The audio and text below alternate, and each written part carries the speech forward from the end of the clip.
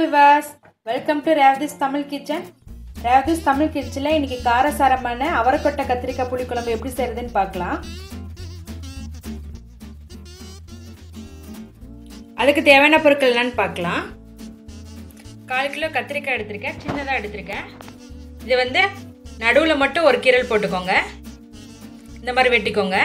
ஏன்னா வெட்டாமல் விட்டால் உள்ள சொத்தை இருந்தால் தெரியாது, அதனால் ஒரு வெட்டு மட்டும் வெட்டிக்கோங்க. மொச்சக்கொட்டை வேக வச்சு வச்சுருக்கேன். பெரிய எலுமிச்சைப்பழ அளவு புளி ஊற வச்சு வச்சுருக்கேன். 2 தக்காளி பழம், சின்ன வெங்காயம் 1 கப் கட் பண்ணி வச்சுருக்கேன். மல்லித்தூள் 1 ஸ்பூன், மிளகாய்த்தூள் 1 ஸ்பூன், ஜீரகத்தூள் 1/2 டீஸ்பூன் எடுத்திருக்கேன். 1 கட்டி பூண்டு உளிச்சு வச்சுருக்கேன். 4 ஸ்பூன் அளவு தேங்காய் தூள் எடுத்திருக்கேன். 1/4 டீஸ்பூன் மஞ்சள்தூள், சாம்பார் தூள் 1 டீஸ்பூன் எடுத்திருக்கேன். உப்பு தேவையான அளவு, தாளிக்க கடுகு வெந்தயம் எடுத்திருக்கேன், கொஞ்சமாக கருவேப்பிலை. இப்போ எப்படி செய்யறதுன்னு பார்க்கலாம். வானலில் 2 ஸ்பூன் எண்ணெய் ஊற்றிருக்கேன். எண்ணெய் காஞ்ச பிறகு கடுகு சேர்த்துக்கோங்க. வெந்தயம் நல்லா வெடிச்சு வரட்டும். அடுத்ததா பூண்டு சேர்த்துக்கலாம்.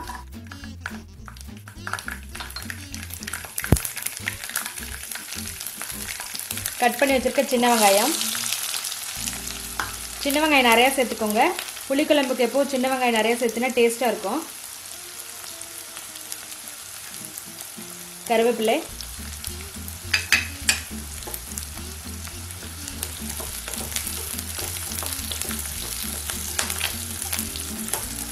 வெங்காயம் நல்லா வதங்கட்டும்.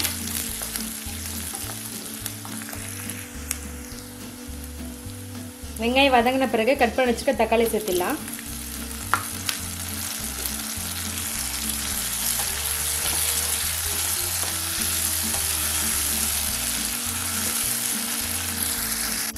தக்காளி வதங்கிடுச்சு.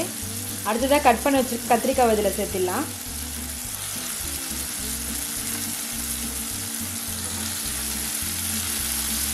கோம்போடவே போட்டுக்கோங்க.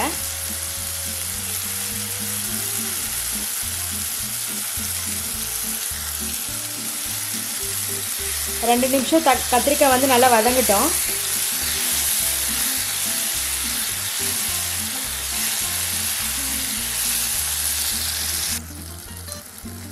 கத்திரிக்காய் எண்ணெயில் நல்லா வதங்கிடுச்சு.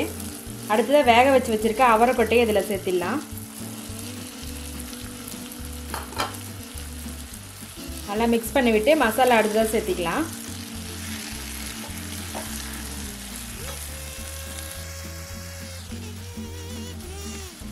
மஞ்சள்தூள்,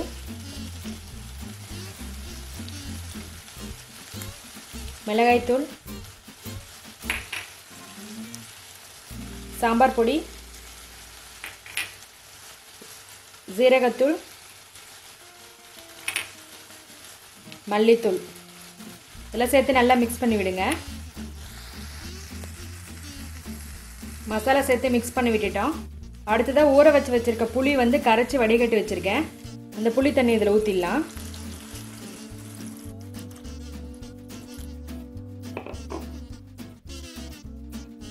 கொஞ்சமாக தண்ணி ஊற்றிடலாம். உப்பு தேவையான அளவு சேர்த்துக்கோங்க.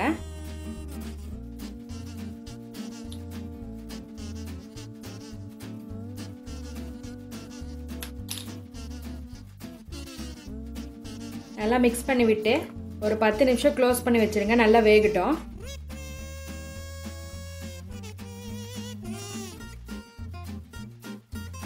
குழம்பு நல்லா வெந்திருக்கு. இப்போ சின்னதாக ஒரு துண்டு வெல்லம் சேர்த்துடுறேன். புளிக்குழம்புக்கு வெல்லம் சேர்த்துனா டேஸ்ட் நல்லாயிருக்கும். இனிப்பு புளிப்பு காரத்தோடு நல்லாயிருக்கும். அப்படி வெல்லம் இல்லைன்னா சக்கரை கூட சேர்த்துக்கலாம். கொஞ்சம் தண்ணியாட்டம் இருக்குது, இன்னும் கொஞ்சம் நல்லா கெட்டியாகணும். இன்னும் ஒரு 5 நிமிஷம் நல்லா வேகட்டும்.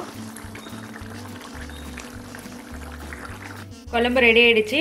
பாருங்கள், வெந்து நம்ம ஊற்றின எண்ணெயெல்லாம் மேலே திரண்டு வந்துருச்சு. லாஸ்ட்டாக துருவி வச்சுருக்க தேங்காய் பூ இதில் சேர்த்துடலாம். சேர்த்து நல்லா மிக்ஸ் பண்ணி விடுங்க. உங்களுக்கு குழம்பு மாதிரி ஜாஸ்தியாக வேணும்னா தேங்காய் அரைச்சி கூட ஊற்றிடலாம்.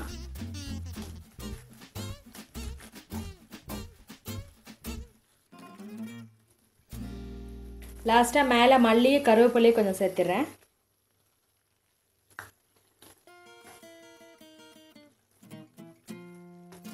சேர்த்து மிக்ஸ் பண்ணிவிட்டு ஆஃப் பண்ணிவிடுங்க.